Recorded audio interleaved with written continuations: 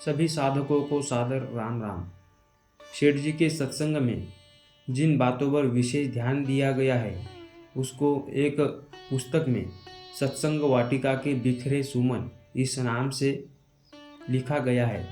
मेरी दृष्टि से वह उनके पूरे जीवन का सार है, इसलिए उन्होंने साधकों के हित के लिए अत्यावश्यक रूप से इसे पालन करना ही है, इसीलिए इस पुस्तक में समाविष्ट किया गया है। आपको भी अगर ये पढ़ने हैं तो जयदयाल जी गोयन का इनके प्रेम के वश में भगवान इस पुस्तक में द्वितीय अध्याय में यह पढ़ सकते हैं। तो सुनते हैं, सेठ जी कहते हैं, सत्संग वाटिका के बिखरे सुमन। भजन ध्यान सत्संग यह बढ़िया काम है। नित्य कम से कम 1 घंटा इसमें लगाना चाहिए। प्रथम श्रद्धा प्रेम, दूसरा भय, तीसरा लोगों के कहने से साधन में लगे। श्रद्धा प्रेम सबसे बढ़कर है। नियम प्रेम, समय, नेम टेम और प्रेम, ऐसा उन्होंने नाम दिया है। एक संध्या करने के लिए पहले नियम लेना चाहिए। न करने की अपेक्षा संध्या करना बहुत ऊंची श्रेणी की बात है। समय पालन में महात्मा जरत्कारु का दृष्टांत आता है। एक दिन महात्मा जरत्कारु अपनी पत्नी की गोद में सिर रखकर सायंकाल के समय लेटे हुए थे। उन्हें तंद्रासी आ गई थी। सूर्य भगवान अस्त होने वाले थे।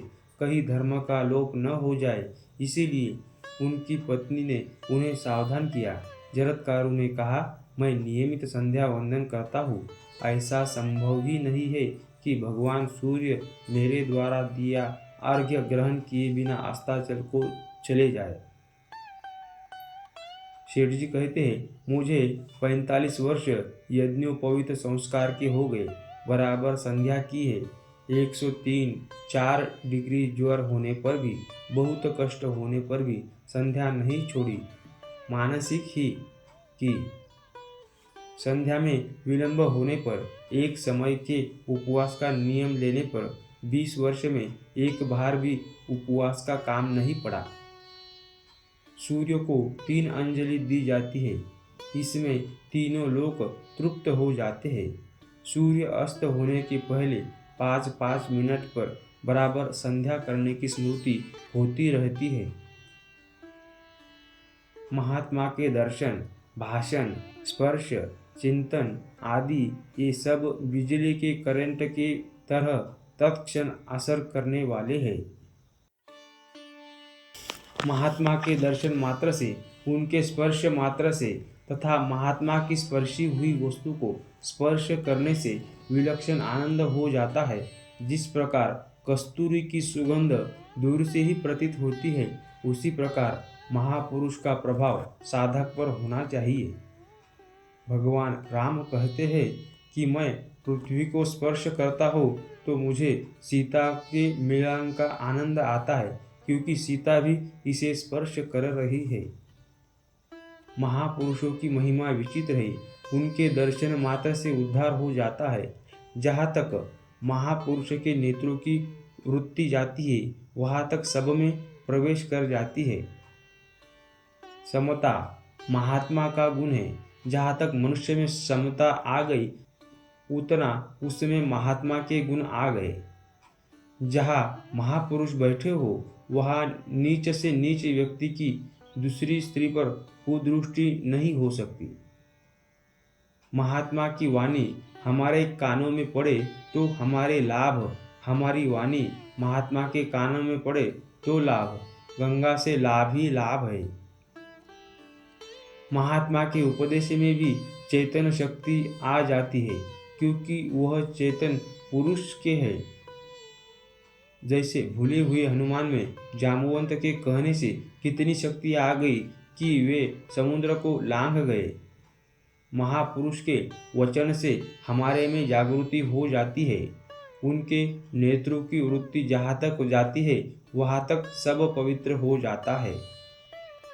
महापुरुषों की कृपा से हम लोगों में जो सबसे गया बीता है, वह भी युधिष्ठिर से बढ़कर बन जाता है, भगवान से भी बढ़कर बन सकता है।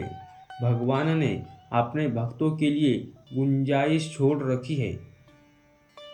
एक और त्रिलोकी का राज्य और एक और भगवान का नाम हो तो भगवान का नाम ही भारी रहेगा। ईश्वर की भक्ति, सदाचार, गीता का प्रचार, निष्काम भाव, इनके प्रचार की बहुत आवश्यकता है। शीघ्र से शीघ्र भगवान से मिलना हो तो दुखी, अनाथ, आतुर व्यक्तियों की निष्काम भाव से सेवा करो। हम सबको प्रहलाद की तरह निष्काम बनना चाहिए। भगवत भाव अमृत का स्रोत है। मान बढ़ाई में आकर वह स्रोत सूख जाता है। यह कभी नहीं मानना चाहिए कि मुझको भगवान की प्राप्ति हो गई, आगे मुझको कोई कर्तव्य नहीं है। मैं भूल भुलैयों से बहुत डरता हूँ। भूल भुलैया ये कि भगवान की अप्राप्ति को प्राप्ति मान लेती है। मेरे साथ यह बीती हुई है। मैं पहले योग वशिष्ठ पढ़ा करता, तब यह स्थिति हो जाया करती। मुझे ऐसा भान होता कि मुझको प्राप्ति हो गई, पीछे पोल निकल जाया करती। यह अनुभव की बात कहता हूँ। ऐसा चेताने वाला आपको और कौन मिलेगा। गुरु एक परमात्मा को ही बनाना चाहिए। यदि और गुरु बनाओ तो दत्तात्रेय की तरह बनाओ। दत्तात्रेय जी ने 24 गुरुओं से शिक्षा ग्रहण की थी। उनके नाम इस प्रकार है: पृथ्वी, वायु, आकाश, जल, अग्नि, चंद्रमा, सूर्य, कबूतर, अजगर, समुद्र, पतंग, भौरा मतलब मधुमक्खी, हाथी, शहद निकालने वाला, हरिण, मछली, पिंगला, वेश्या, कुरर पक्षी, बालक, कुंवारी कन्या, बाण बनाने वाला, सर्प, मकड़ी और भृंगी कीटक, इनसे उन्होंने जो शिक्षा ग्रहण की उसका वर्णन श्री भागवत जी के 11वें स्कंद के अध्याय 7 से 9 तक देखना चाहिए। दूसरों की हक की वस्तु नहीं लेनी चाहिए। मन और इंद्रियों का संयम करना चाहिए। मान, बढ़ाई, प्रतिष्ठा यह बहुत धोखे की चीज़ है। इनसे बहुत बचना चाहिए। यह पूरी खेती को ही नष्ट कर डालती है।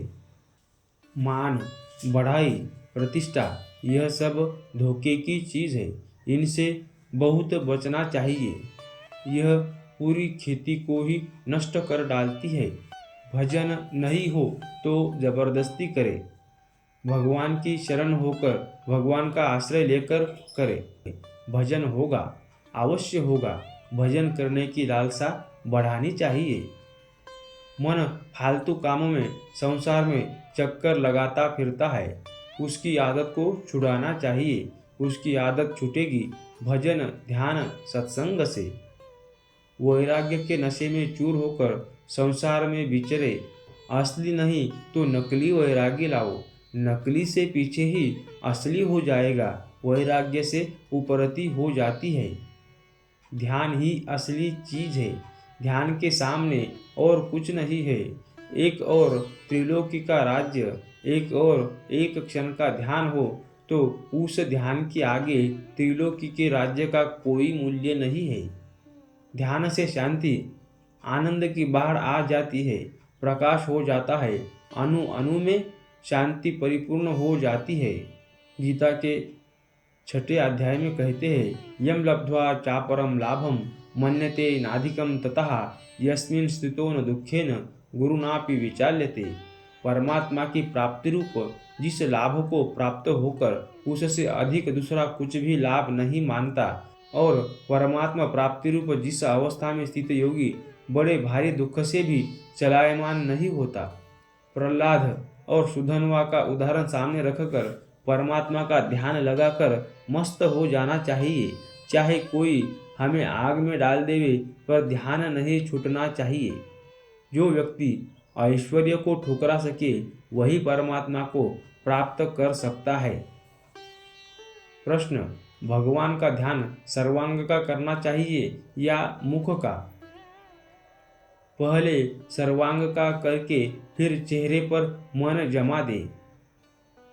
रात दिन भजन ध्यान में ही समय बिताना चाहिए। सत्संग करे, भजन करे, ध्यान करे, संसार के ऐश्वर्य को लात मारकर इसी में समय बिताना चाहिए।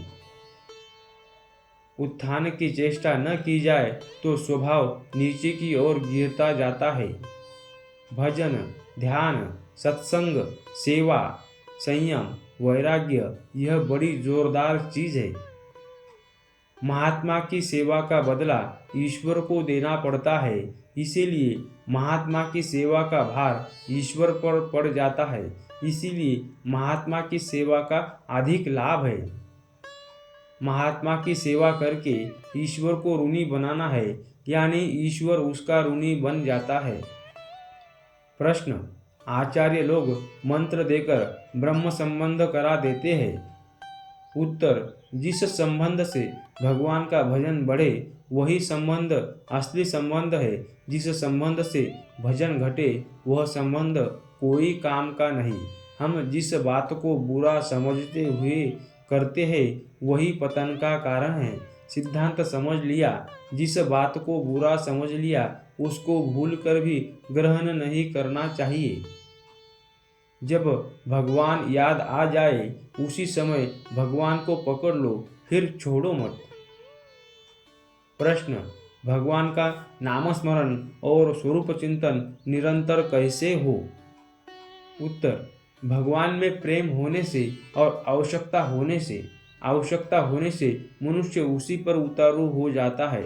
भगवान में प्रेम और भगवान की आवश्यकता होने से नामस्मरण और स्वरूप चिंतन निरंतर हो सकता है।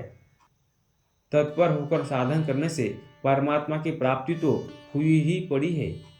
मान बढ़ाई, प्रतिष्ठा को हटावे, अपना अपमान निंदा सुनकर मोर की तरह नाचे, मान बढ़ाई प्रतिष्ठा के धक्के में नहीं चढ़े।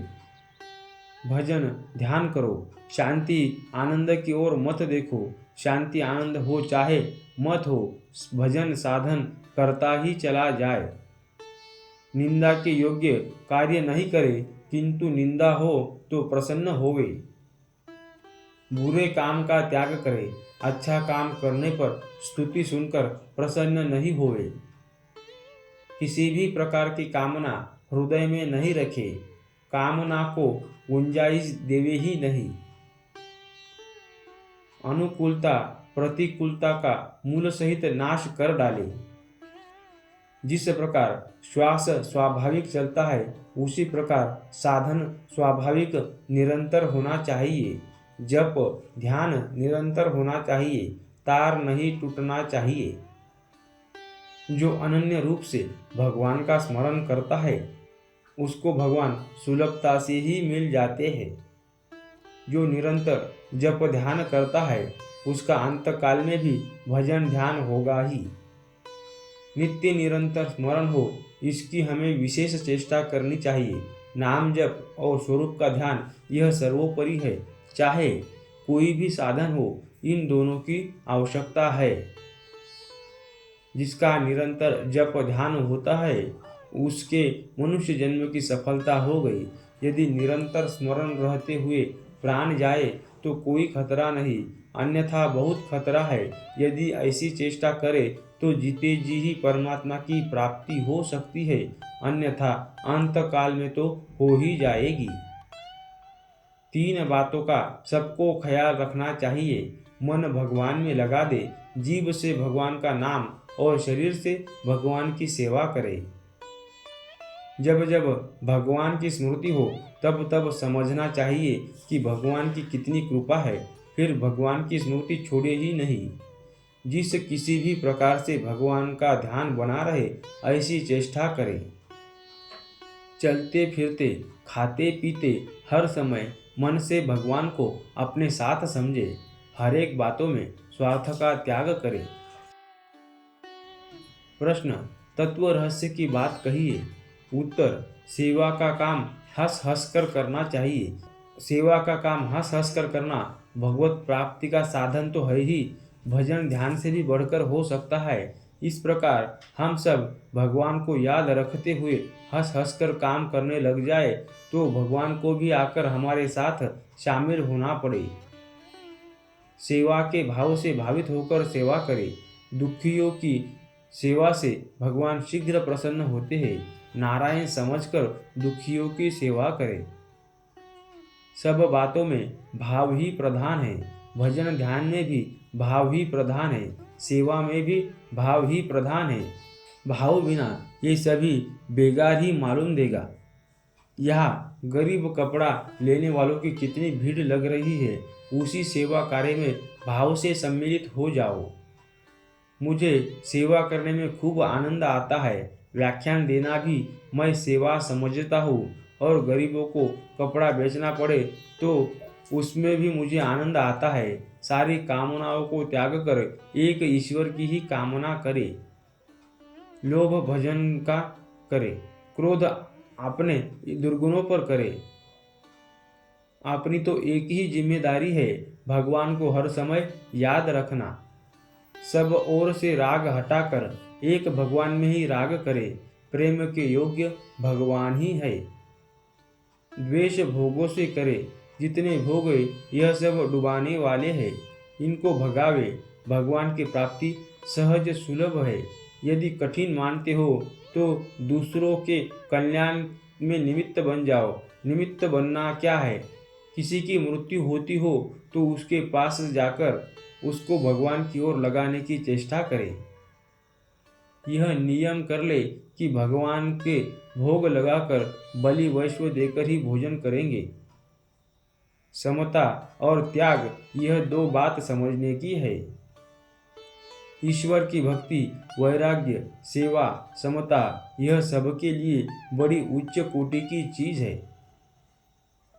धन संपत्ति प्रारब्ध से मिलती है और भगवान प्रेम से मिलते हैं। भगवान के भजन से गुण, प्रभाव, लीला, रहस्य की बात करने, सुनने एवं मनन करने से प्रेम होता है। भजन ध्यान करने वालों को यहाँ भी आनंद है, वहाँ भी आनंद है। भजन ध्यान करने वालों को प्रत्यक्ष शांति मिलती है। इसीलिए किसी की न सुनकर विश्वास करके भजन में लग जाना चाहिए। हम गुण आचरण से साधु बनना चाहते हैं, भेष बदलना नहीं चाहते, क्योंकि यह समय भेष बदलने के लिए उपयुक्त नहीं है। साधु स्वभाव होना चाहिए।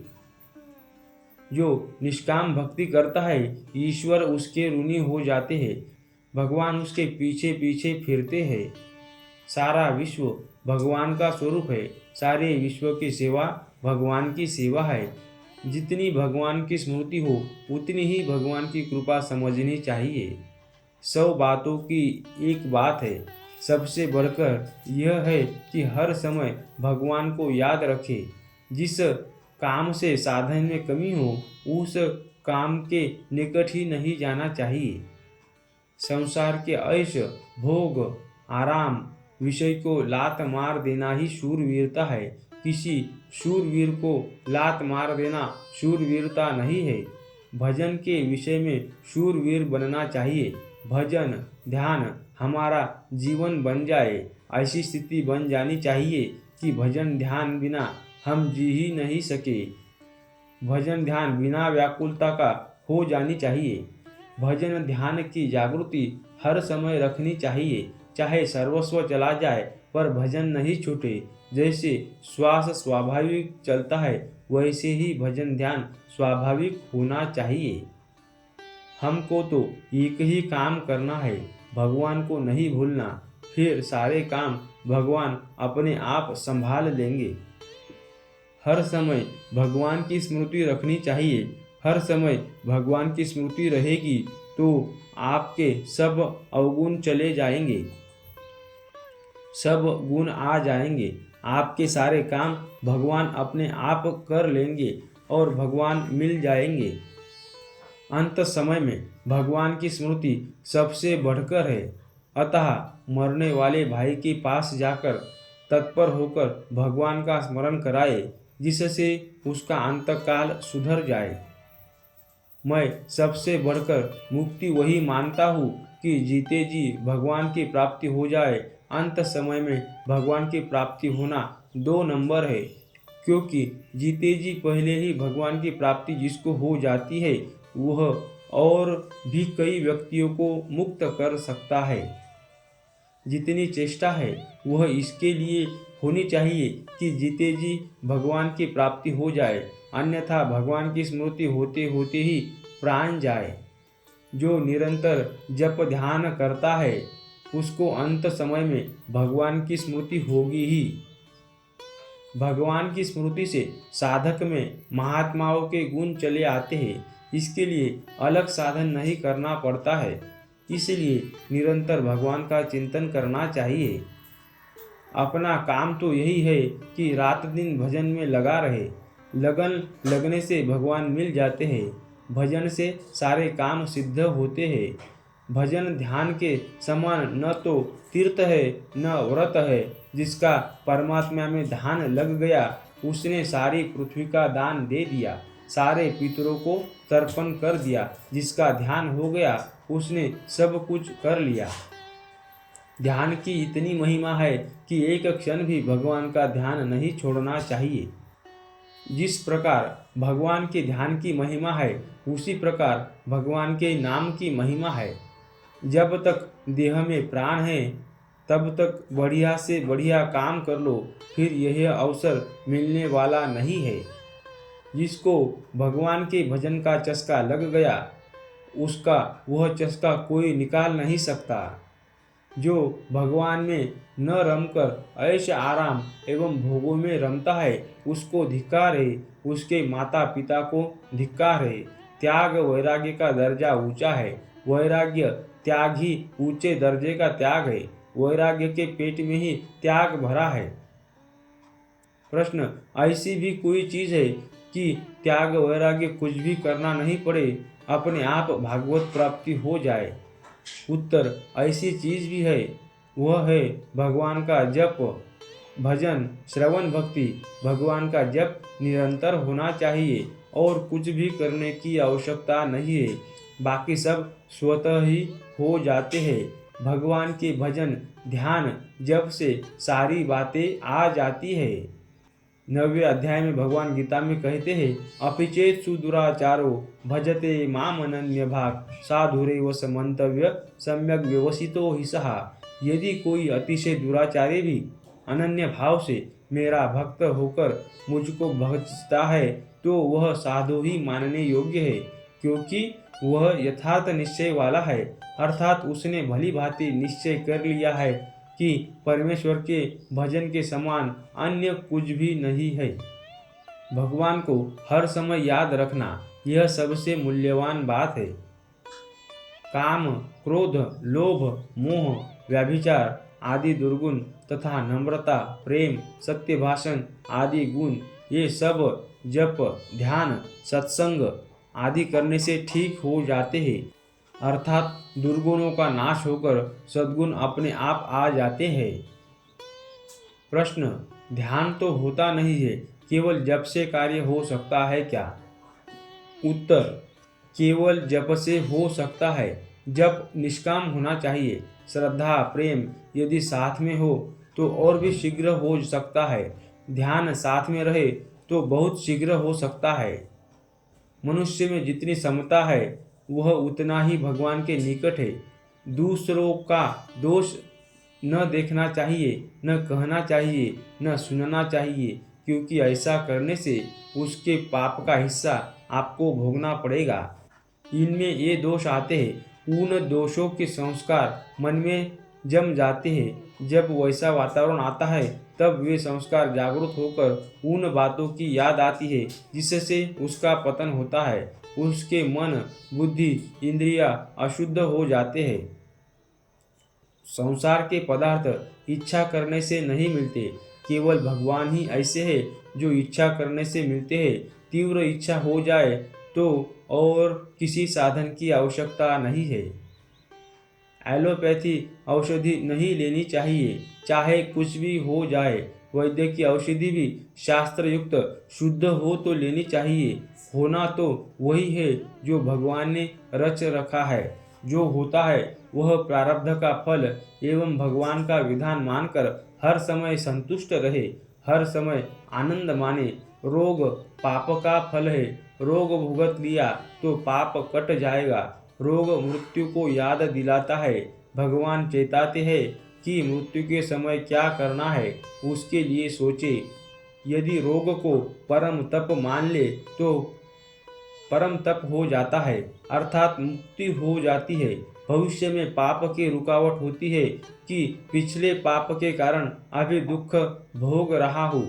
यदि अब भी पाप करूँगा तो भविष्य में भी दुख भोगना पड़ेगा। वैराग्य की तीव्रता राग द्वेष को खा जाती है, समता उसका फल है। भक्ति, भजन, ध्यान या ज्ञान के नशे में चूर रहे, यह मालूम ही नहीं कि संसार में क्या हो रहा है। भगवान ने दया करके मनुष्य शरीर दे दिया। यह अंतिम जन्म ही है। 84 लाख योनियों में मानव शरीर अंतिम है। साधन करके उसमें काम बना ले तो यह अंतिम जन्म है। भजन ही हमारे जीवन का आधार होना चाहिए। जैसे अन्न के बिना मनुष्य व्याकुल हो जाता है, वैसे ही भगवान के भजन बिना व्याकुल हो जाना चाहिए। जैसे जोर की प्यास लगने पर उसे कोई भूलना चाहे तो नहीं भुला सकता, उसी प्रकार भगवान के स्मरण बिना हमारा जीवन भाररूप हो जाना चाहिए। हर समय भगवान को याद रखना, यह बड़ी अचूक औषधि है। यह कुपथ्य को भी हजम कर सकती है। तो साधकों, यह थे शेठ जी द्वारा बताए गए सत्संग वाटिका के बिखरे सुमन। पूरा प्रवचन धैर्य के साथ सुनने के लिए दिल की गहराइयों के साथ आपका आभार। आप सदैव इस प्रवचन में बताए अनुसार भगवान का जप और ध्यान करते रहे और आपसे यह होता रहे, ऐसी ही भगवान श्री कृष्ण के चरणों में प्रार्थना करता हूँ। हरे कृष्णा।